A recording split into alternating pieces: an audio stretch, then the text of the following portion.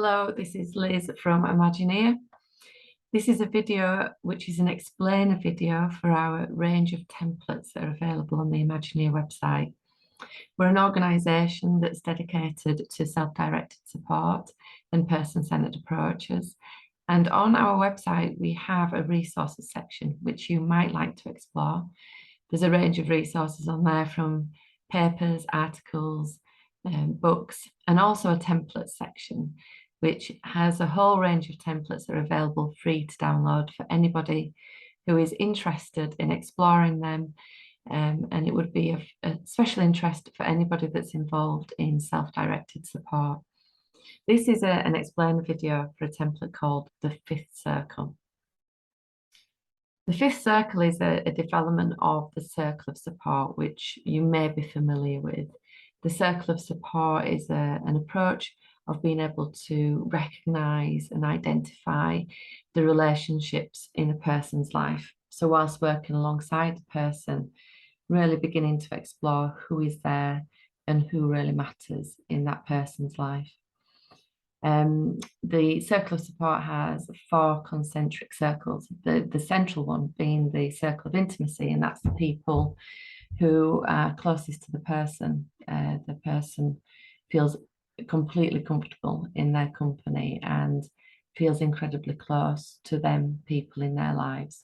So that's the circle of intimacy. And then the second circle out from there is the circle of friendship. So they're the people in the person's life who they spend time with, who they invite to celebrations, who they go and share their interests with.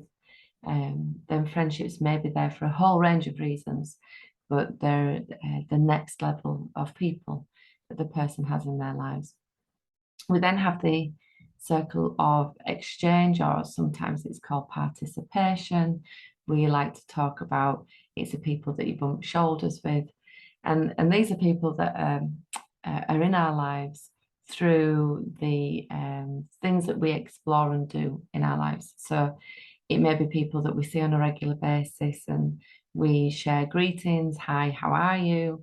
We might have short conversations, but we don't see them outside of that setting. So it might be people you see at the gym or the library or the swimming pool or the bowling alley, wherever it is that you spend time.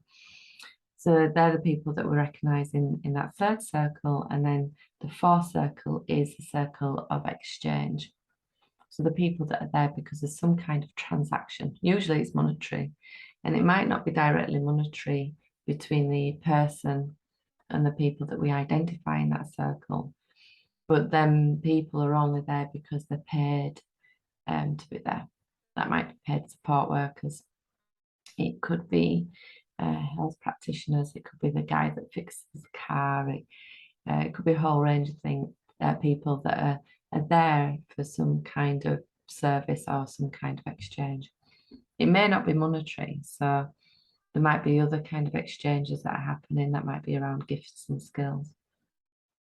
So we've built on that, and we've added the fifth circle. So I just want to kind of talk through how we reach that stage. The circle of support is really good because it brings the focus in on the potential to grow and develop relationships. So maybe those people that we bump shoulders with some thoughtfulness about how to approach the conversation with them about growing that relationship from that circle into a relationship of friendship, and creating opportunities for that to happen. But it's good because it means that we really then can kind of go back and see how is that going, or how is that circle of support changing. So it kind of creates a really good focus on that element of building friendships and relationships. So we recognise that another area of our work is around how we find opportunities in that space of community.